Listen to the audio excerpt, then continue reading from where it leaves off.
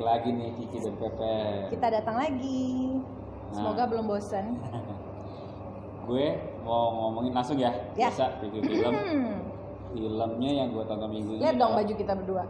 Pokoknya tiap minggu kalau kita beda mewakili film dan TV seri. Oke, silakan lanjut. Gue mau ngomongin Warkop DKI Reborn. Oke. Kita ini ya membuktikan bahwa kita itu bukan barat minded. Jadi kita tetap mereview film Indonesia juga. Yeah. Jadi bukan cuma film Eropa, Amerika, tapi kita juga tetap cinta film Indonesia. Oke. Silakan Mas Kiki.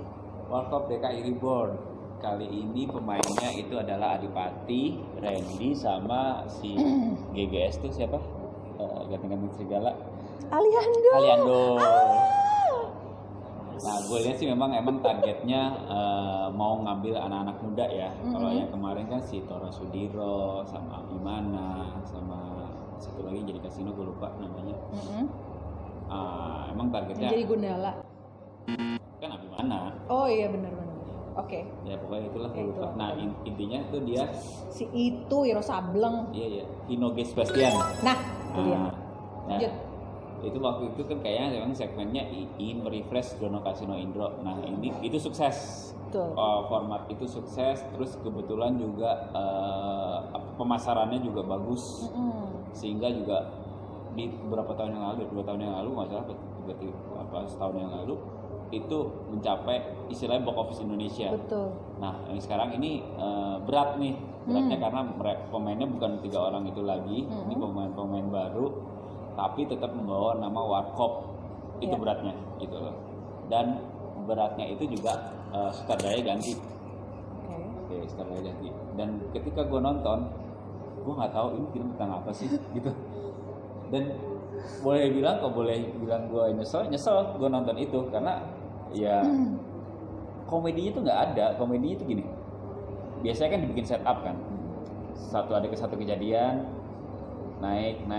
Ini belum lucu, udah di-cut ke kejadian lagi. Scene berikutnya. Jadi belum dapat, udah pindah, belum dapat udah pindah.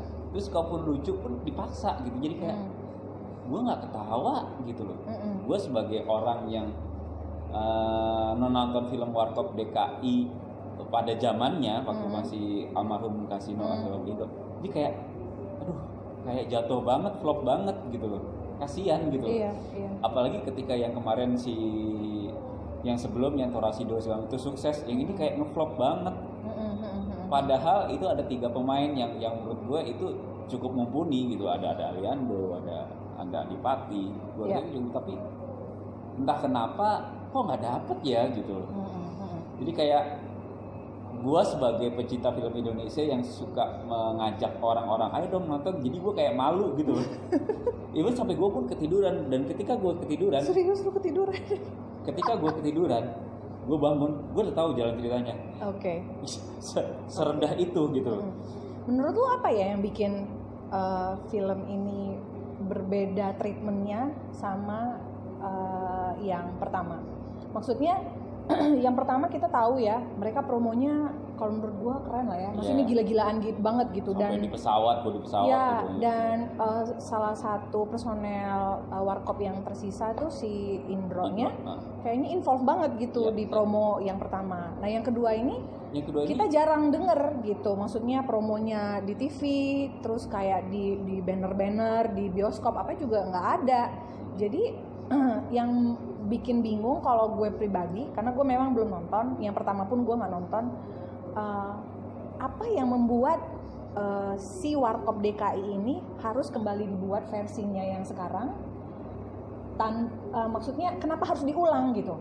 Karena yang pertama udah bagus. Itu sebenarnya masalah industri film general ya, bahkan bukan cuma di Indonesia tapi di Amerika juga, yang udah bagus dibikin lagi malah jelek gitu. Iya. Kalau menurut gue sih ini terlalu cepat. Lu bikin, karena yang pertama, yang kedua waktu zamannya Tora dan kawan-kawan itu udah sukses. Cuma berapa tahun lu bikin lagi. Itu terlalu cepat. Ya gue nggak tahu ya, apakah karena dia anggap wah yang ini sukses nih formula ini, dia coba pakai formula baru, siapa tahu sukses juga, ternyata enggak. Kalau menurut gue itu memang, jadi mikirin bisnisnya aja gitu, tapi dia nggak memikirkan bagaimana film ini kedepannya. Karena seperti yang lu bilang tadi, gue setuju, malah bikin warkop tuh jadi ya malu gitu dengan ada film ini gitu loh. Gitu gimana ya? Yang parahnya adalah mereka tuh berdandan ala 70-an, 80-an yang pakai cuplai, leher tinggi gitu loh, terus ini bisa ala-ala kasino zaman dulu pakai kalung segala macam.